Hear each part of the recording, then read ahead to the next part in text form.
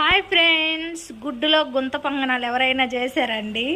నేనైతే ట్రై చేశాను friends. Super అంటే సూపర్గా వచ్చినాయి.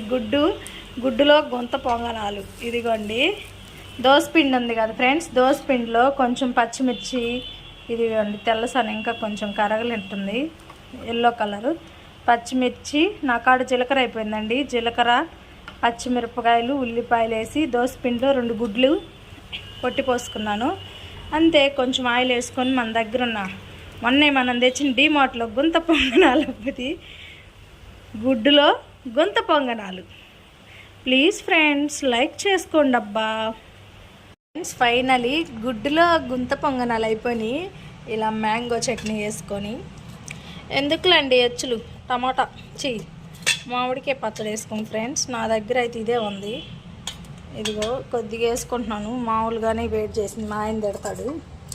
ఇలా మామిడికాయ పచ్చడి వేసుకొని 4 గుంత పొంగనాలు వేసుకొని తింటే ఈవినింగ్ ఒక రేంజ్ ఉంటుందండి.